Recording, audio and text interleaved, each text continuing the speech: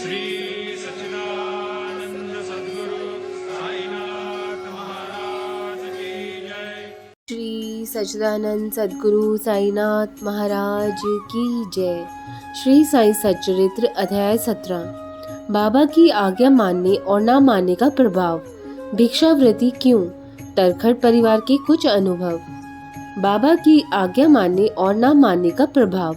पावन तीर्थ शिरडी की ये विशेषता ही थी कि श्री साईं बाबा की इच्छा के बिना ना तो कोई उस भूमि पर कदम रख सकता था और ना ही वहां से वापस लौट सकता था। यदि किसी भक्त ने श्री साईं आज्ञा के बिना शिरडी से प्रस्थान किया भी तो उसके साथ कोई ना कोई दुर्घटना अवश्य घटी।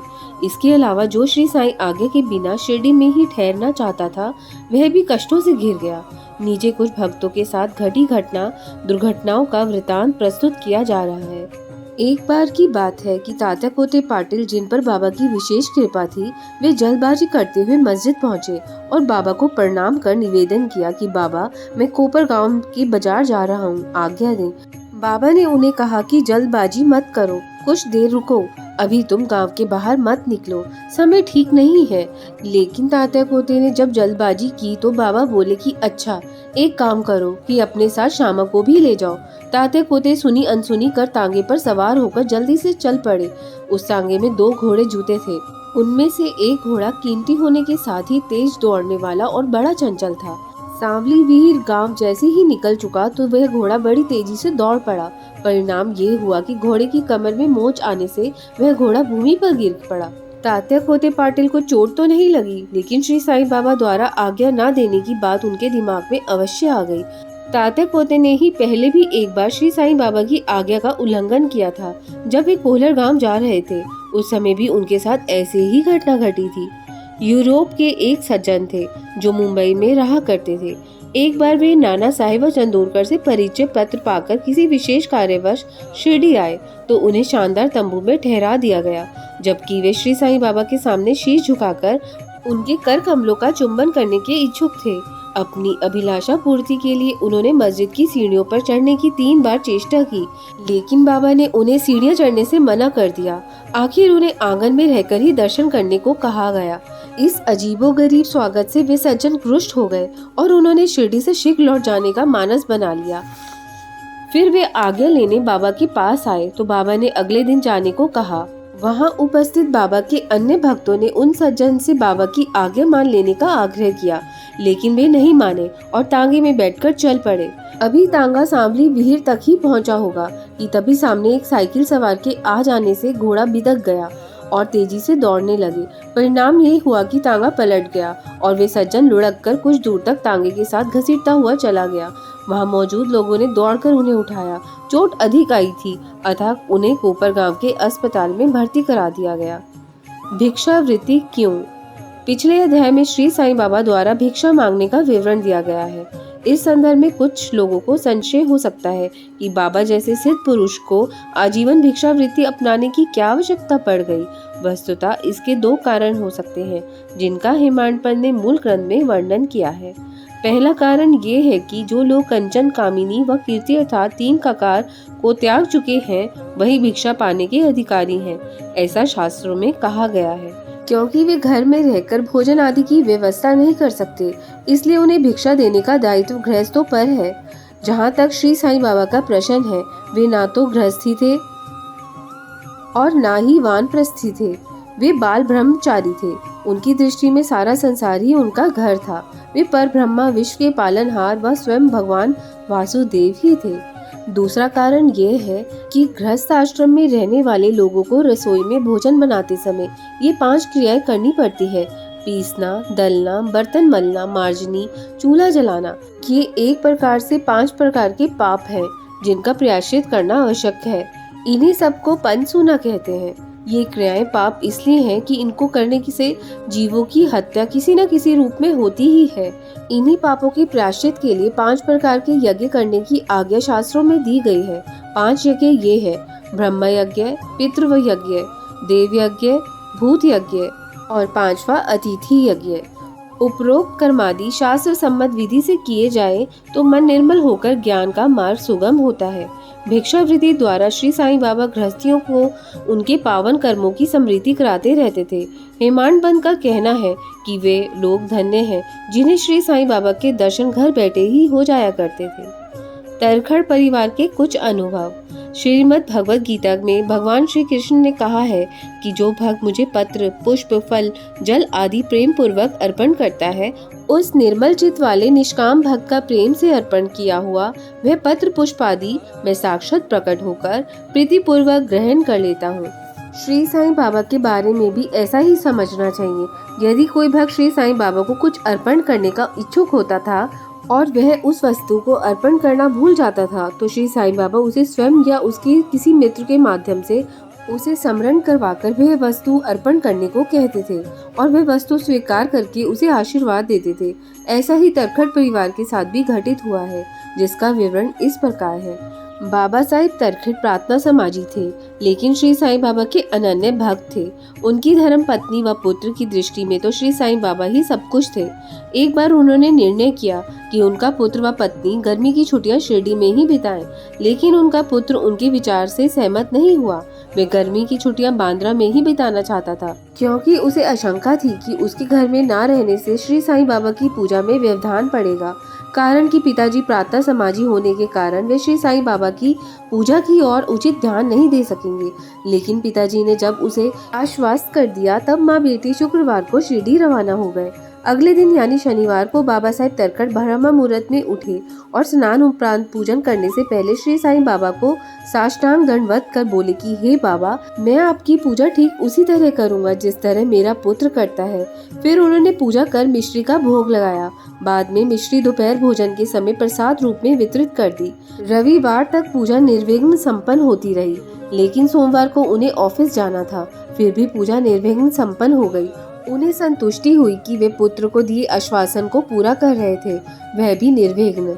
मंगलवार के दिन पूजा करके वे ऑफिस चले गए, लेकिन जब दोपहर को घर लौटे और भोजन करने लगे तो उनकी थाली में प्रसाद नहीं था। उन्होंने इस बारे में रसोई से पूछा तो उसने बताया कि भूलवश वे प्रसाद चढ़ाना भूल गए। इतना सुनना था कि वे शीघ्र उठे और बाबा को दंडवत कर क्षमा मांगने लगे। फिर उचित मार्ग निर्देशन न करने व पूजा को शारीरिक परिश्रम तक सीमित रखने के लिए उल्हाना देने लगे। उन्होंने पुत्र को पत्र लिखकर घटी घटना का सारा विवरण बताकर बाबा से उनकी तरफ से क्षमा मांगने को भी कहा। यह घटना बांद्रा में दोपहर को घटी थी। यही वह समय था जब शिरडी में दोपहर की आरती होने वाली थी। तभी श्री साईं बाबा ने श्रीमती तरखड़ से कहा कि माँ, मैं भोजन करने के लिए बांद्रा स्थित तुम्हारे घर गया था, लेकिन घर के बाहर ताला लगा था। फिर मैं किसी तरह भीतर चला गया, लेकिन वहाँ देखा कि भाऊ मेरे खाने के लिए कुछ रखकर ही नहीं गए थे, इसलिए मैं तुम्हारे घर से भूखा ही लौट आया। श्री साईं बाबा के इस कथन का आशय कोई भी नहीं समझ पाया, लेकिन वहीं खड़ा तरखड़ का पुत्र समझ गया कि बांद्रा में पूजा के दौरान पिताजी से अवश्य ही कोई त्रुटि हो गई है। अतः वे बाबा से बांद्रा लौटने के लिए अनुमति मांगने लगा, लेकिन बाबा ने मना कर दिया और कहा कि तुम यहीं मेरी पूजा करो। बाद में पुत्र ने पिता तरखड़ को पत्र द्वारा सूचित किया कि भविष्य में पूजा में सावधानी बरते। बांद्रा निवासी रघुवीर भास्कर पुरंदरे भी श्री साईं बाबा के परम भक्त थे और अक्सर शिरडी आया जाया करते थे। एक बार जब वे शिरडी जा रहे थे, तब श्रीमती तरखड़ ने, जो उस समय बांद्रा में ही थी, श्रीमती पुरंदरे को 2 बैंगन देकर उनसे प्रार्थना की कि शिरडी पहुंचकर वे 1 बैंगन का भरित मसाला मिला भुना बैंगन व दही तथा दूसरा बैंगन का काटचे घी में तले बैंगन के गोल टुकड़े बनाकर बाबा को अर्पण करते। शिरडी पहुंचने पर श्रीमती पुरंदरे भरित बनाकर मस्जिद ले गई। उस समय बाबा भोजन करने बैठे ही थे। उन्होंने वे भरित खाया तो उन्हें बड़ा स्वादिष्ट लगा, इसलिए उन्होंने वहां उपस्थित सभी भक्तों को थोड़ा थोड़ा बांट दिया। फिर बाबा ने काचारे लाने को कहा। बाबा का यह संदेश राधा कृष्ण माई के पास पहुंचाया गया तो वे आश्चर्यचकित रह गई। उन्होंने सोचा कि अब क्या करें, बैंगन का तो अभी मौसम भी नहीं है, फिर बैंगन कहाँ से लाए जाए। फिर पता लगाया कि भरित कौन लाया था? तब पता चला कि बैंगन तो श्रीमती पुरंदरे लाई थी। काचार्य बनाने का भी कार्य भी उन्हें ही सौंपा गया था। यह बात दिसंबर 1915 की है। गोविंद बालाराम मानकर शिरडी में पिता की अंत्येष्टि क्रिया करने के इच्छुक थे। शिरडी जाने से पूर्व वे श्रीमती तरखट से मिले तो श्रीमती तरखट को विचार आया कि बाबा के लिए कुछ भेंट देनी चाहिए, लेकिन क्या देती? घर में ढूंढने पर उन्हें केवल एक पेड़ा मिला। वह पेड़ा भी प्रसाद में से बचा हुआ था, लेकिन बाबा के प्रति निष्ठा होने के कारण वह पेड़ा उन्होंने मानकर को देते हुए कहा कि यह पेड़ा आप बाबा को भेंट कर देना।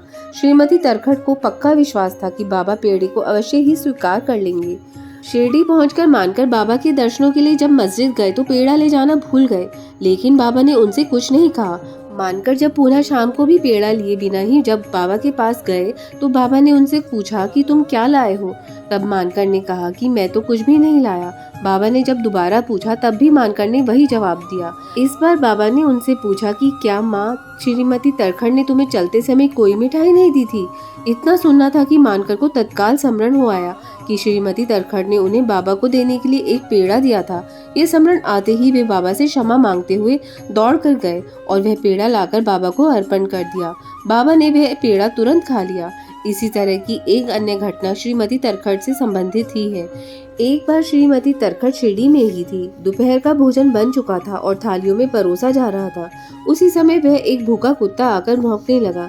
श्रीमती तरखट ने रोटी का वह टुकड़ा कुत्ते को डाल दिया तो कुत्ता रोटी के उस टुकड़े को प्रेम भाव से खा गया। शाम को श्रीमती तरखट मस्जिद में गई तो बाबा ने उनसे कहा कि माँ, आज तो तुमने मुझे बड़े प्रेम भाव से खाना खिलाया। खाना खाकर मुझे तृप्ति हो गई। सदैव ऐसे ही खाना खिलाती रहो, एक दिन तुम्हें इसका उचित फल अवश्य मिलेगा। मस्जिद में बैठकर मैं कभी असत्य नहीं कहता। पहले तुम भूखों को भोजन कराकर ही स्वयं भोजन किया करो। इस बात का हमेशा ध्यान रखना। बाबा के कथन का मर्म श्रीमती तरखट समझ नहीं पाई, अतः उन्होंने बाबा से कहा कि देवा, भला मैं कैसे भोजन करा सकती हूँ? मैं तो खुद ही प्राश्रित हूँ और उन्हें पैसे देकर भोजन पाती हूँ। बाबा बोले कि माँ, तुमने जो रोटी मुझे दी थी उससे मेरी इतनी तृप्ति हो गई कि अब तक भी डकारें आ रही हैं। यथार्थ में भोजन से पहले तुमने जिस कुत्ते को रोटी दी थी वह मेरा ही रूप था। इसी तरह अन्य जितने भी प्राणी हैं वे सब भी मेरे ही रूप हैं। उनके रूप में मैं ही सर्वत्र व्याप्त हूँ। जो सभी जीवों में मेरा दर्शन करता है वह मुझे अति प्रिय है। अतः द्वैत भाव को भूलकर तुम मेरी सेवा करती रहो। श्रीमद् भगवत गीता में भगवान श्री कृष्ण ने भी यही कहा है कि यो मां पश्यति सर्वत्र सर्व चा मयि पश्यति तस्याहम न प्रणश्यामि सा चा मे न प्रणश्यति।